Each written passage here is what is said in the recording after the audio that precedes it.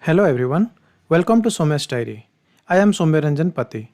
Today we will discuss about the initiatives of Ministry of Micro, Small and Medium Enterprises. So let's understand what is MSME first. So you are an entrepreneur. You want to put your idea in the market. You went to the bank, discussed with the officials. They are really impressed with your idea. With the support of bank, your effort, you created one company. Now, based on your investment level or on your turnover, company will be categorized. So, what is turnover? Turnover means total value of sale of your product. It is different from the profit. Your company can be categorized as micro enterprises, small enterprises, or medium enterprise. If your investment does not cross 1 crore rupees or turnover does not exceed 5 crore rupees, your company is a micro enterprise. On the other hand, if the investment does not exceed 10 crore and turnover does not exceed 50 crore, your company is categorized as small enterprise. For medium enterprise, the limit is 50 crore for investment and 250 crore for total turnover. Initially, when the MSME Act was enacted in 2006, it was based on investment only. It was different for manufacturing and service sector also. But the new classification has come into effect from July 2020. It covers investment as well as turnover, and that manufacturing and service sectors are treated equally. To explore more on this aspect, you can refer to my 6th article on Atmanirbhar Bharat Abhiyan. Link is given in the description box below. Here I have discussed about the importance of MSME sector, why MSME sector is important for our economy, then the new definition that is given in the table, then importance of MSME in the economy, then problems due to COVID-19, and what is the way forward. So these are the suggestions that what government should do, and then the action plan. So I have discussed it in terms of short-term plan and long-term strategy. Now come to the ministry. The ministry runs numerous schemes targeting to develop a complete ecosystem for development of MSME sector. The schemes include providing credit and financial assistance, then skill development training, infrastructure development, marketing assistance, technological and quality upgradation, and there are other services. So we will discuss all these schemes keeping these framework in our mind. So let's start discussing the schemes in detail. For credit and financial assistance, the first one is Prime Minister's Employment Generation Program, that is PMEGP.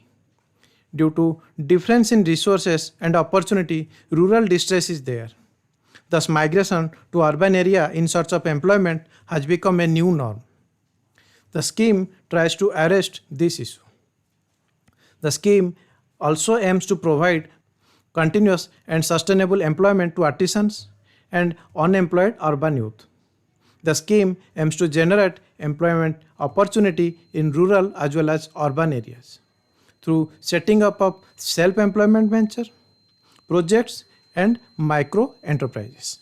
It also focuses on wage earning capacity. The scheme is implemented by Khadi and Village Industries Commission. To explore more about this migration aspect, please refer to my 7th article on Atmanirbhar Bharat Abhiyan. The link is given in the description box below. Here I have discussed about the region of migration. There are push factors, then there are pull factors, then what are the challenges and issue, government legislation and policy, then laws that deal with the migration labor issue, then the COVID specific issue, and the policy highlight. The next scheme is credit-linked capital subsidy scheme. Technological upgradation brings efficiency but demands high capital. Under this scheme, institutional finance facilitated for technological upgradation. It is implemented through 11 nodal banks. Then the next scheme is Credit Guaranteed Trust Fund. This is for MSE. Under this scheme, the guarantees are provided for extending collateral-free lending to micro and small enterprises through banks and other financial institutions like non-banking financial corporations. There is also an interest subvention scheme. For incremental credit to MSME, the scheme offers 2% interest subvention for all Udyog Aadhaar number and GST registered MSME on fresh and incremental loans. Now let's discuss about the schemes for skill development and training. So the first scheme is a scheme for promotion of innovation, rural industry and entrepreneurship, that is Aspire scheme. The scheme aims to reduce unemployment by creating new jobs, promote entrepreneurship culture in India, then grassroots economic development, to facilitate innovative business solution to unmet social needs, and to promote innovation to strengthen the competitiveness in MSME sector.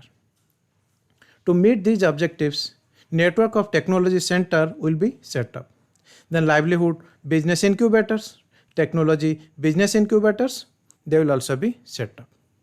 The next one is entrepreneurship and skill development program. It is a central sector scheme. It aims to create awareness about entrepreneurship through campaign and program. Under this, Enterprise Facilitation Center will be set up. They will focus on ideation, mentoring, incubation, credit facilitation, market accessibility, and enterprise clinic and diagnostic studies. Now let's discuss about scheme for infrastructural development. So the first one is scheme of fund for regeneration of traditional industries, that is Spurti. The objective of the scheme is to organize traditional industries and artisans into clusters to make them competitive, enhance marketability of their product, and provide support for sustainable employment. The scheme covers three aspects of intervention. So the first one is soft intervention. It means counseling, skill development program. Then hard intervention. It means creation of common facility center, raw material bank, warehouse facility. Then thematic intervention. It means brand building, media marketing. So the next scheme is scheme for micro and small enterprises cluster development program. It develops common facility center, infrastructural development facilities like power distribution network, then developing marketing hub association, and thematic intervention like training program. For marketing assistance, government has introduced growth stimulating artisan oriented market development artisan scheme.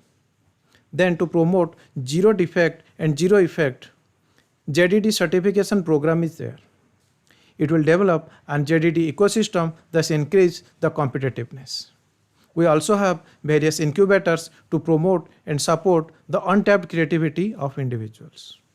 There is also Scheduled Caste and Scheduled Tribe Hub for supporting Stand Up India initiative. There is also a scheme for promotion of MSME in Northeast region and Sikkim. It aims to set up mini technology centers. Similarly, to build awareness on intellectual property right for MSME, the scheme Building Awareness on Intellectual Property Right is administered. If you don't know what is intellectual property right, please refer to my blog. The link is given in the description box below. You can see I have discussed here about the industrial property, copyright, then intellectual property right, then why we need intellectual property right. Then the IPR and India, I have here discussed the prime conventions, then the laws that cover the intellectual property right. Then we have a policy, national IPR policy. I have discussed also that one with the prime objective. Then I have also discussed the implementation and the issue of IPR regime in India. So I hope you got an overview of the ministry. So that's all for today. Meet you tomorrow with another topic. If you like the content, please subscribe to my channel. Thank you very much for your precious time.